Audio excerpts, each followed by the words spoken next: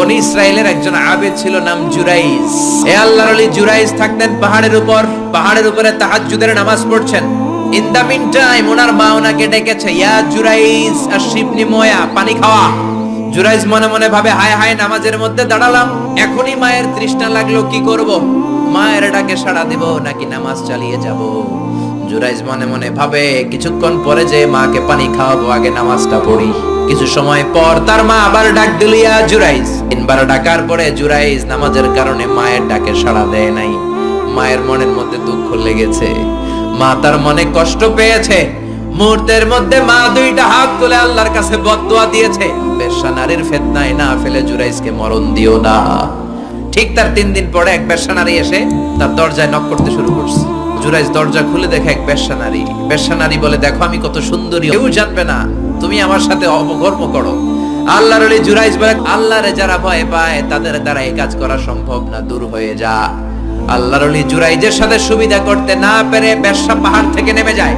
নেমে দেখে পাহাড়ের নিচে রাখাল শোয়া। রাখাল ঘুম থেকে উঠিয়ে বেশ্যা বলে, আমি কত সুন্দরী দেখো। রাখাল মনে মনে কয়, পাইছি তোরে।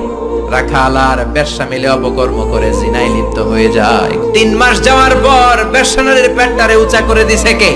এবার এলাকার লোকেরা ধরেছে, তুই তো বিয়ে করস নাই, পেটে বাচ্চা আসলো কেমনে? বেশ্যা বলে, আমার পেটের বাচ্চার বাবা হচ্ছে ওই আল্লাহর ওলি জুরাইজ।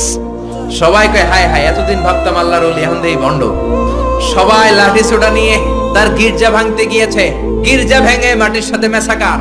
কলার ধরে টেনে হিচড়ে জমিনে নামানোর পরে জুরাইজ বলে, কি অপরাধ করলাম ওইটাই তো কইলি না, মারস কেন?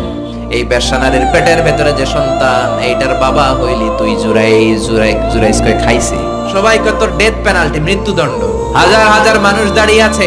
2 রাকাত নামাজের পর বেশ্যার পেটের দিকে ইঙ্গিত করে পেটের বাচ্চারা ডেকে বলে, তুমি যদি এক আল্লাহর আদেশে মায়ের পেটে এসে থাকো, তোমারে প্রশ্ন করব, তুমি উত্তর দাও। তোমার পিতাকে? হাজার হাজার মানুষকে তাজ্জব করে বেশ্যার পেটের ভেতর থেকে মানুষের মতো আওয়াজ আসতে শুরু করলো। পেটের ভেতর থেকে ছোট্ট বাচ্চা বলে, আনতাল আস্তাবি, আপনি আমার বাবা নন। ওই যে সিপাহি দাঁড়ায় আছে, আর রাই হুয়া আবি, ওই রাখাল হলো আমার বাবা। আল্লাহু আকবার।